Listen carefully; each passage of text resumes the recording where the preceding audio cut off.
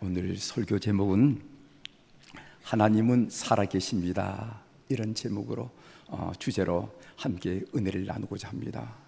목사님 무슨 말씀하세요? 하나님 살아계시니까 예배드리는 거 아니겠어요? 그렇게 여러분들이 혹여나 반문하실지 모르지만은 하나님의 살아계심을 삶의 순간순간 느끼면서 승리하는 우리 교우들이 되기를 기대하면서 이 말씀을 준비했습니다. 한 여인이 사람들 손에 끌려 나와서 궁중들 앞에, 그리고 예수님 앞에 내동댕이 쳐집니다. 요한복음 8장의 말씀이에요. 가늠하다가 현장에 잡힌 여인입니다. 군중의 거센 함성은 모든 이성적 사고를 빨아들이는 그런 블랙홀과 같았습니다. 이제 곧 돌에 맞아 죽을 지경이었습니다.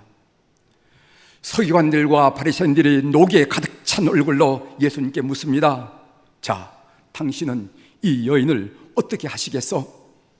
예수님은 즉답을 피하고 무릎을 꿇고 땅에 글씨를 씁니다.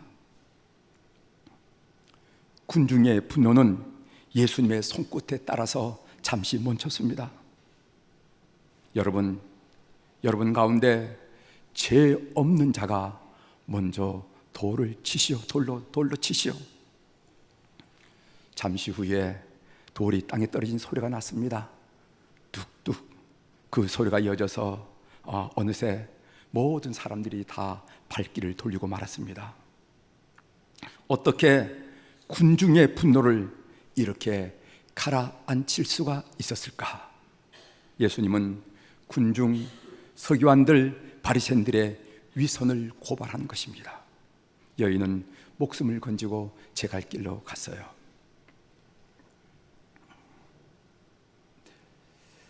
공권력이라 하는 말이 있는데, 공권력의 1차적 책임은 개인과 개인 사이에 일어나는 분노를 멈추게 하고, 그리고 집단과 집단 사이에 일어나는 분노를, 그 분노의 수위를 낮추는 것이 공권력의 1차적인 목적입니다.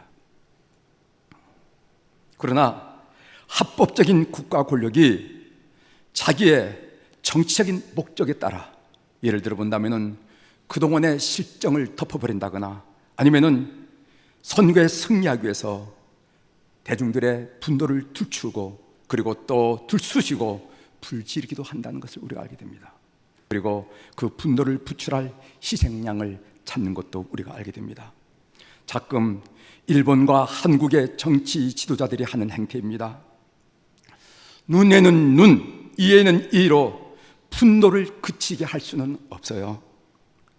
어떤 종류의 힘으로 인간의 분노를 그치겠다는 것은 역사적으로 나타나지 않았습니다. 그런 적이 없었습니다. 힘과 힘이 부딪히는 곳마다 더 큰 분노가 자라기 시작한 것을 보게 돼요. 민족과 국가라는 이름으로 대중의 분노를 폭발시키면 전쟁으로 치닫게 됩니다.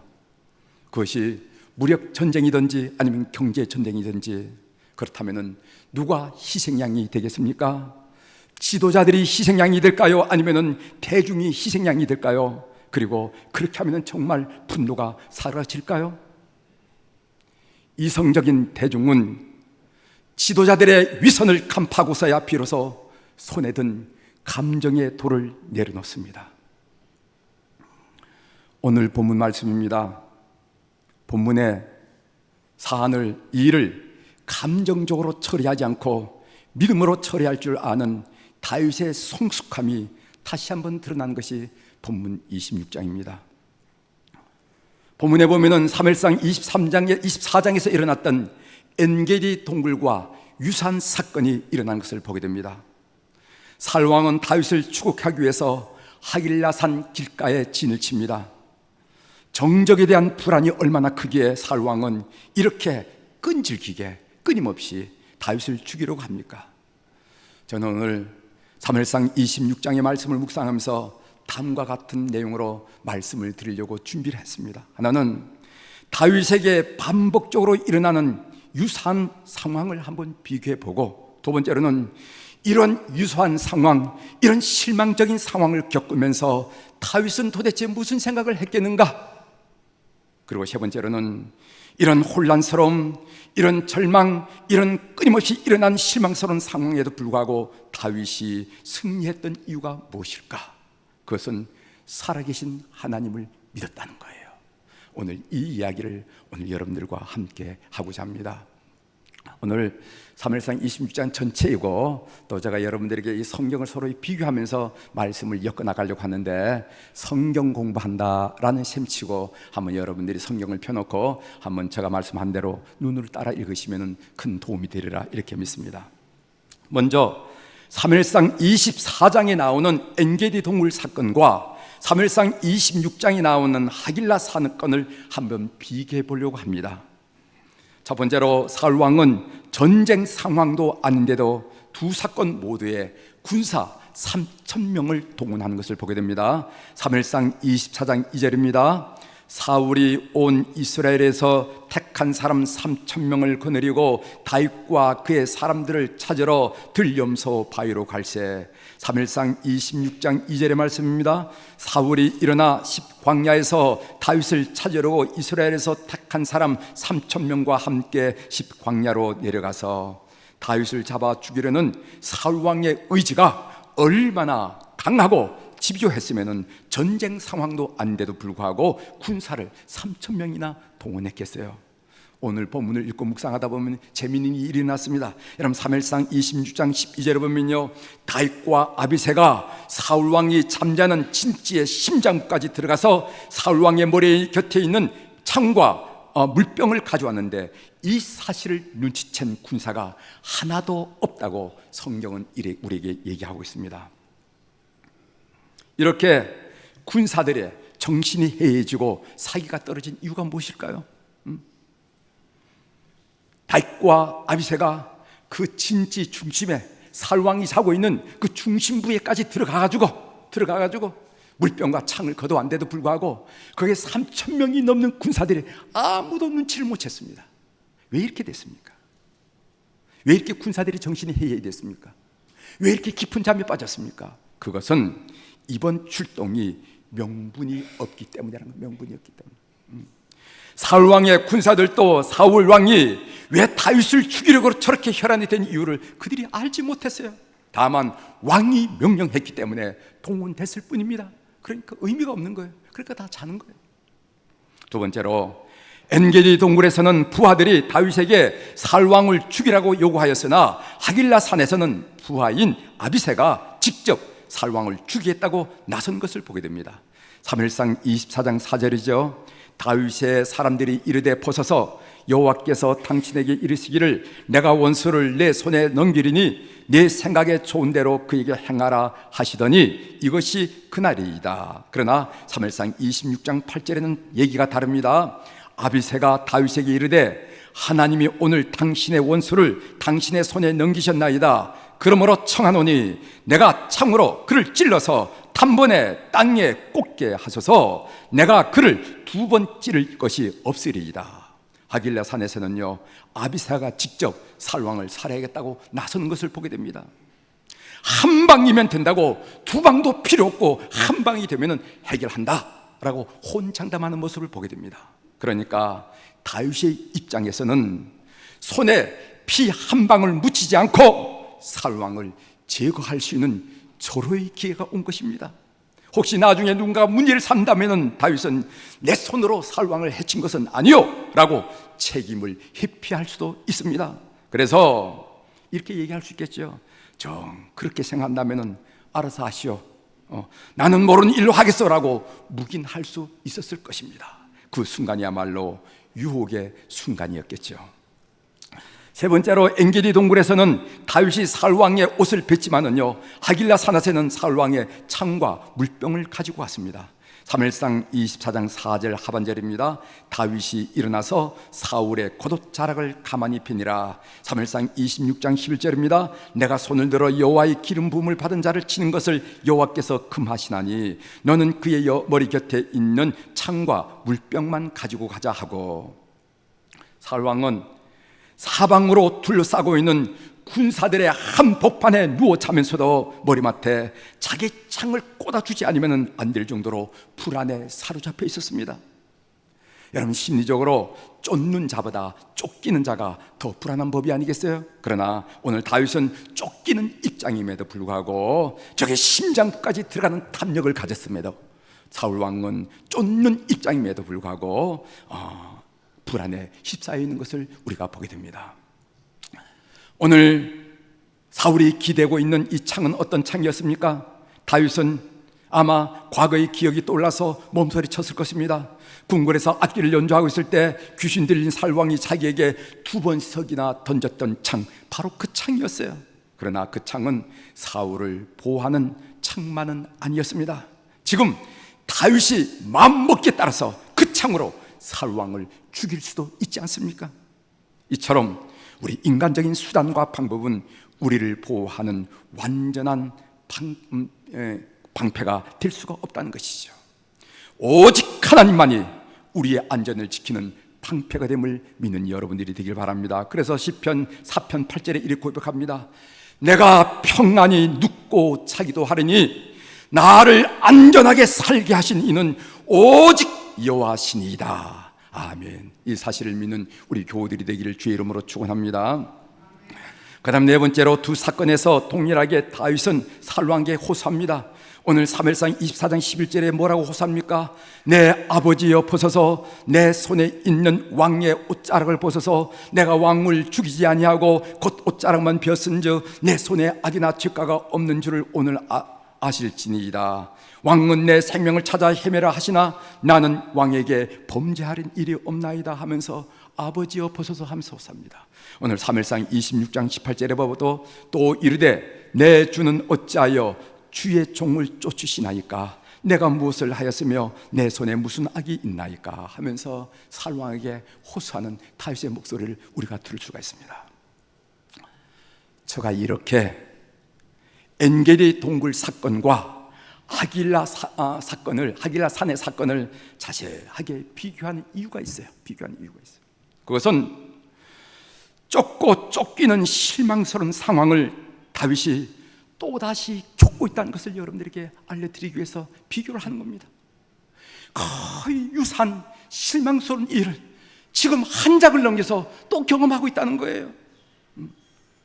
다윗은 이런 유사한 일들을 반복적으로 겪으면서 무슨 생각을 했겠어요?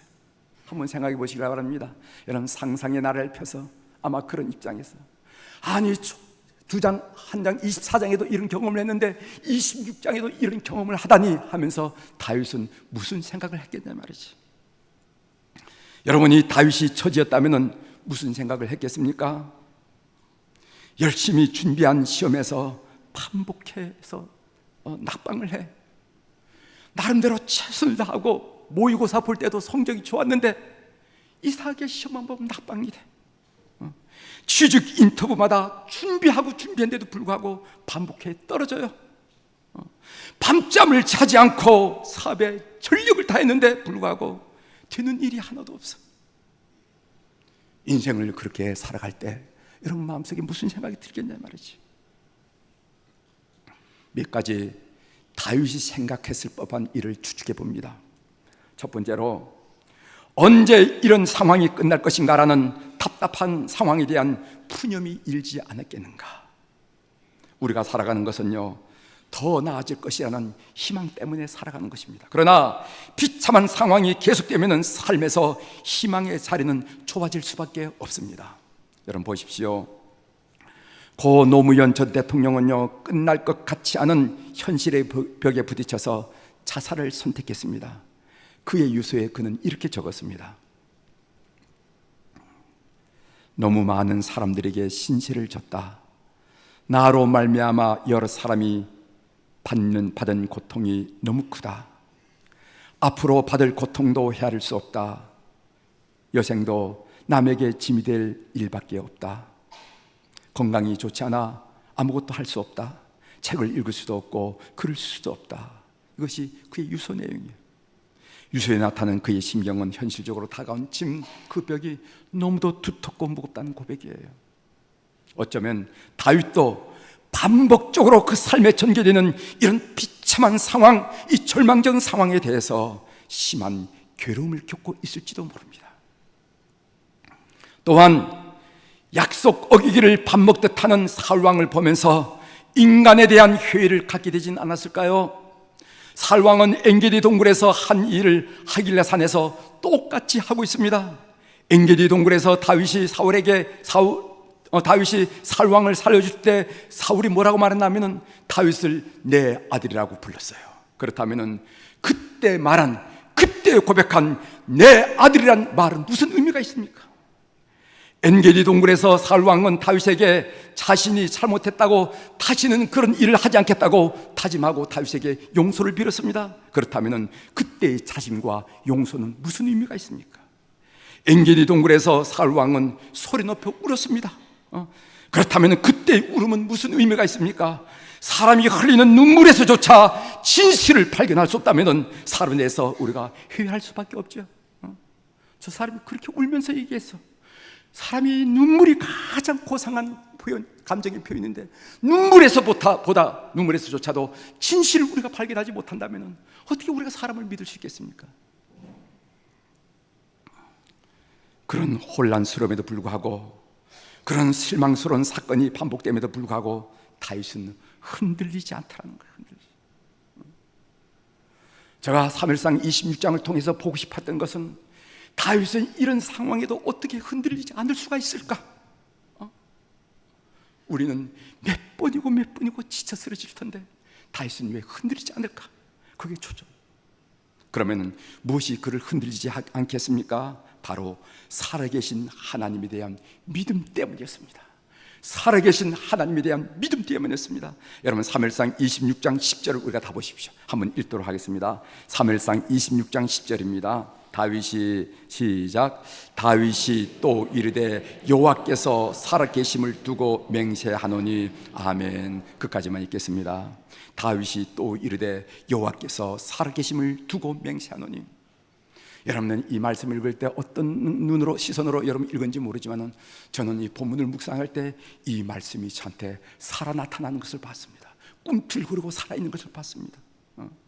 다윗이 또 이르되 여호와께서 살아계심을 두고, 여호와께서 살아계심을 확신하고 맹세하더라, 이 말이죠. 이 한마디가 오늘 우리에게 들려주시는 하나님의 음성이고 여러분들이 받아야 할 메시지라고 저는 믿습니다. 살아계신 하나님에 대한 다윗의 믿음이 얼마나 확고했는지를 성경은 다음같이 우리들에게 밝혀주고 있습니다. 첫 번째로 보면요, 다윗은 여호와의 기름 부음을 받은 자를 해하지 않겠다고 다시 한번 결심을 합니다. 우리 구절을 한번 읽겠습니다. 다윗이 아비사에게 이르되 죽이지 말라. 누구든지 손을 들어 여호와의 기름 부음을 받은 자를 치면 죄가 없겠느냐 하고, 다윗이 사울왕을 죽이지 않은 것은 사울왕 개인을 생각해서가 아니라 사울왕에게 기름을 부으신 하나님을 생각하기 때문이었습니다. 다윗은 하나님의 기름 부음을 받은 자에게 손을 대는 것은 그 사람에게 기름 부으신 하나님을 경멸하는 것으로 여겼습니다. 그래서 살아계신 하나님에 대한 믿음 때문에 그는 한 발짝 뒤로 물러섰다는 거예요. 두 번째로 다윗은 하나님께 심판을 맡깁니다. 10절 한번 같이 읽어보겠습니다. 10절 다윗이 또 이르되 여호와께서 살아계심을 두고 맹세하노니 여호와께서 그를 치시리니 혹은 죽을 날이 이르거나 또는 전장에 나가서 망하리라. 다윗은 사울왕을 하나님의 심판에 맡겼습니다. 자기가 손대지 않았습니다. 하나님께서 역사하시면 죽을 날이 다가오든가 아니면 전쟁에 나가 죽든지 그건 하나님의 손에 소관이다 라고 말하는 거예요. 하나님의 시간에, 하나님의 방식에 전적으로 맡겼던 것입니다. 하나님이 살아계신데 어찌 악한 사람이 심판을 받지 않고 아무 일도 없었다는 듯이 살아갈 수가 있겠냐 이 말이죠. 살아계신 하나님에 대한 믿음이었습니다. 세 번째로 다윗은 자기 또한 하나님의 심판 아래 있음을 고백하고 있습니다. 19절이죠. 한번 읽어보겠습니다. 원하건대 내 주 왕은 이제 종의 말을 들으소서. 만일 왕을 충동시켜 나를 해하려 하는 이가 여호와시면은 여호와께서 제물을 받으시기를 원하나이다마는. 아멘. 무슨 말인가 하면은 만에 하나라도 하나님이 사울왕의 마음을 충동하신 것이라면 다윗은 자신의 죽음마저도 달게 받겠다는 거예요. 자기 자신 또한 하나님의 심판 아래 있음을 고백하고 있습니다. 살아계신 하나님에 대한 믿음이죠. 신앙생활이라는 게 뭡니까? 신앙생활이라는 게 뭡니까? 신앙생활이라는 것은 살아계신 하나님께 자기 인생을 맡기는 삶의 연속이 신앙생활이에요. 살아계신 하나님께 자기 인생을 맡기는 삶의 연속이에요. 하나님은 늘 우리에게 묻습니다. 너 내 힘으로 살래? 내 힘으로 살래? 오늘 여러분에게 물으시는 겁니다. 내 힘으로 살래? 내 힘으로 살래? 비거나 예를 들면은 아이를 키우는 우리 자모님들이, 어머니들에게는요, 아이들 내가 키울래? 아니면 내가 키울까? 이렇게 물으시는 거예요. 목회를 하는 목사들에게는요, 너 내가 목회할래? 아니면 내가 목회할까? 이렇게 물으시는 거예요.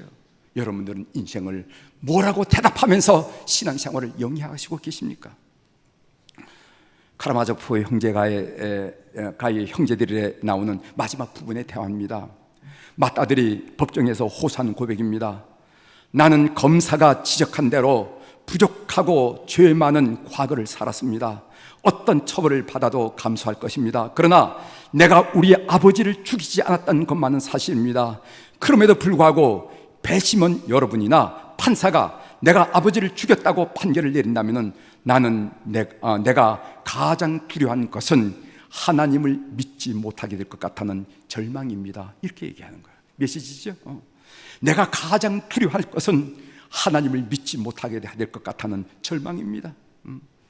맏아들은 하나님이 살아계시지 않다고 절망할지 모르지만은 하나님은 살아계심을 믿는 교우들이 되기를 주의 이름으로 축원합니다. CTS에서 한 목사님이 이런 말씀하는 걸 제가 들었어요. 어려울 때 하나님으로부터 점수 따기가 더 쉽다, 이런 말씀이에요. 어려울 때 하나님을 더 깊이 감동시킬 수 있다는 것이죠. 열왕기상 17장에 보면 사렙다 가부 이야기가 나옵니다. 여러분이 잘 아는 말씀이죠. 그 여인은 가루 한 줌으로 떡 하나를 만들어서 아들과 함께 먹고 죽을 작정이었습니다. 그만큼 어려웠다는 것입니다. 그때 선지자 엘리야가 그 가루로 떡을 만들어서 자기에게 달라고 요청을 합니다. 벼룩의 간을 빼먹지 지금 정신 있는 얘기입니까? 그러나 그 여인은 하나님의 살아계심을 믿고, 살아계신 하나님을 믿고 그 선지자의 말에 순종합니다. 그랬더니 그 통에 가루가 닿지 아니하고 그 병에 기름이 없어지지 않는 축복을 받았다. 열왕기상 17장 14절의 말씀이 나와 있습니다. 그 어려운 상황에서 여인은 하나님 마음을 감동시켰다는 것이죠. 사랑하는 교회 여러분들, 어려운 상황에 우리 하나님 여러분 보시면서 고개를 끄덕끄덕 하시죠. 그럼 그렇지 할 수 있는 그런 결심과 다짐과 헌신이 여러분 삶에 이어지기를 바랍니다. 제가 복음성가 한 곡을 선곡해 왔어요. 그것은 나의 힘이 되신 여호와라는 시편 18편 1절 2절에 있는 말씀을 중심으로 가사를 쓴 복음성가입니다. 나의 힘이 되신 여호와여. 여러분 인생의 힘이 도대체 뭡니까? 돈이 힘입니까? 지유가 힘입니까? 자식이 힘입니까? 나의 힘이 되신 여호와여, 내가 주님을 사랑하나이다. 나의 하나님, 나의 하나님, 구원의 뿌리시오, 나의 산성이시라.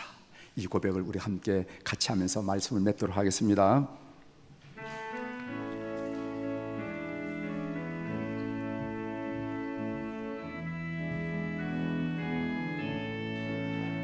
나의 힘이 되신 여호와여, 내가 주님을 사랑합니다. 주는 나의 반석이시며 나의 요새시라. 주는 나를 건지는 주, 나의 주, 나의 하나님, 나의 피할 바위시오, 나의 방패시라. 나의 하나님, 나의 하나님, 구원의 뿌리시오, 나의 산성이라. 나의 하나님, 나의 하나님,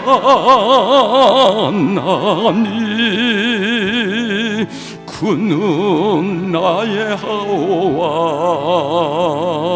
나의 나의 생명이신 여호와, 나의 생명이신 여호와여, 내가 주님을 찬양합니다. 주는 나의 사랑이시며 나의 의지시라. 주는 나를 이끄시어 주의 길 인도하시며 나의 생의 목자 되시니 내가 따르리라. 나의 하나님, 나의 하나님, 생명의 면류관으로 내게 시우소서. 나의 하나님, 나의 하나님,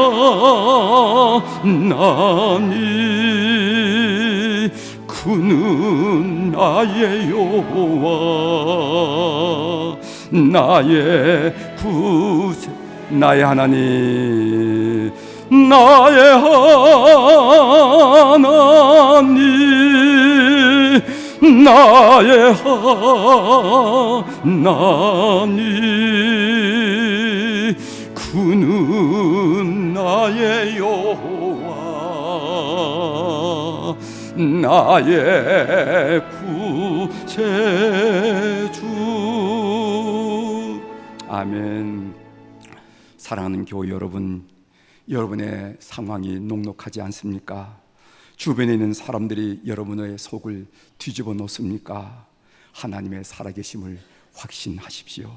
그리고 그분께 기도하고 그분을 기대하고 그분의 역사를 기다리는 여러분들이 되기를 주의 이름으로 축원합니다. 어려울 때일수록 하나님으로부터 점수 따기가 참 좋다네요. 극복하면서 하나님으로부터 인정받는 우리 교우들의 삶이 다 되기를 주의 이름으로 다시 한번 축원합니다. 기도하시겠습니다.